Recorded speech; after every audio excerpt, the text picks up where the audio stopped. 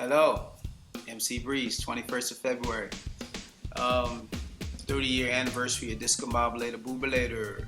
Another interesting story about Discombobulatorbubalator. I believe in 1987, I have released an EP called Your Cranimus Cracked. And Your Cranimus Cracked was like basically an anti-drug record.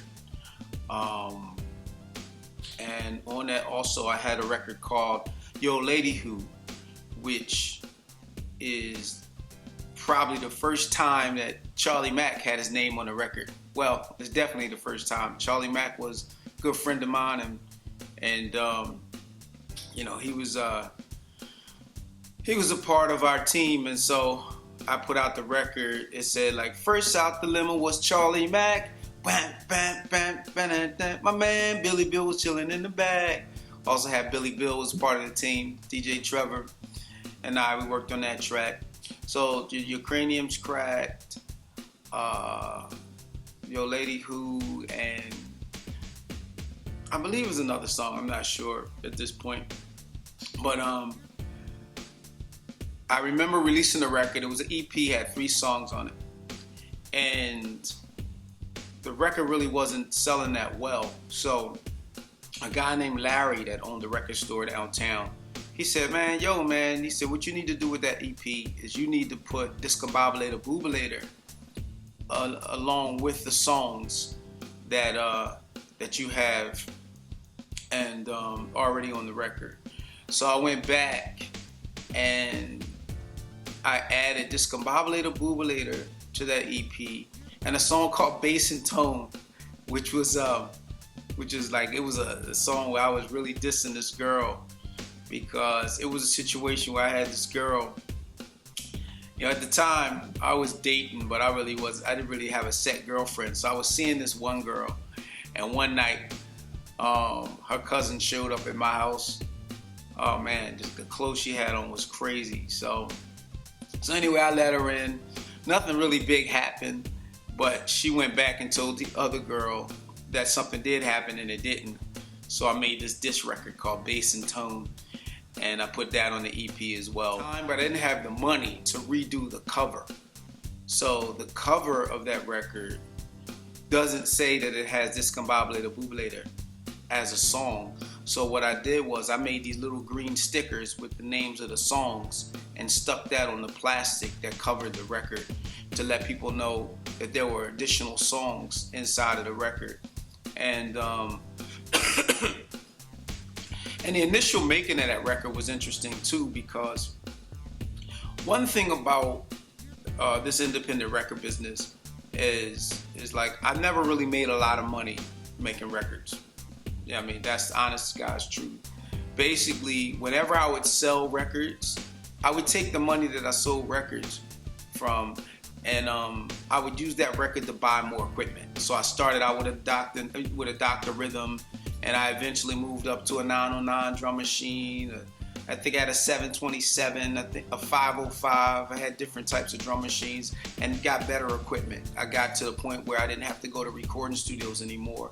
That I bought a 4-track recorder for the crib, 8-track recorder, and so when I wanted to put out Your Cranimus Cracked, I really didn't have. I was having a hard time coming up with the money, and so I remember I was talking to this old timer, man, and he's like, how many friends you got? How many girlfriends you got? I said, well, I have like a lot of girlfriends. He said, how many girlfriends you been with that you still talk to? I said, oh, well, I said at least 10 that I could say are really good friends, and you know what I mean? So dude said, well, that's $1,000 right there. And so it was kind of funny, because he was like, look, man, if you with 10 girls, you could get $100 a piece out of them and put your record out. So it didn't go that way, but he did get me into, you know, it was like probably the first time I guess participated in like what was crowdfunding of the era. And I basically asked most of my friends that I had, you know, that they had money to help me put the record out. And I can't say offhand who all the people were. I do know a friend named Coco from down the bottom. Nate Harris, I know he helped me out.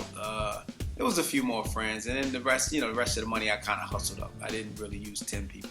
But anyway, that's an interesting fact about another interesting discombobulator fact tied to a whole lot of facts. I mean, when you've been doing something for 30 years in terms of music, there's a whole lot of stories that can come about from records or the things that you've done.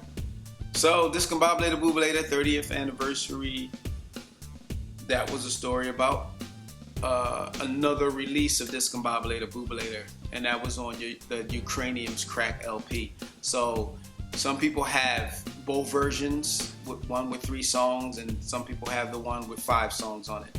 So whenever you see this cover, if it's 5 songs, that was a second release of Discombobulator. And peace. Discombobulator.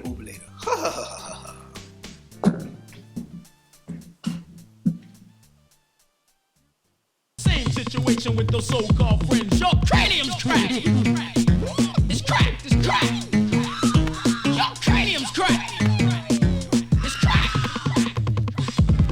I woke up one morning, stepped out of my bed, threw on my pure silk robe and combed my peasy head. I went into the kitchen, grabbed my Captain Crunch, turned on the TV set and watched the Brady Bunch. I was eating the crunch like never before. When I was through the roof, my mouth was very sore. But nonetheless, went to my room to get dressed. My tailor-made clothes were neatly pressed.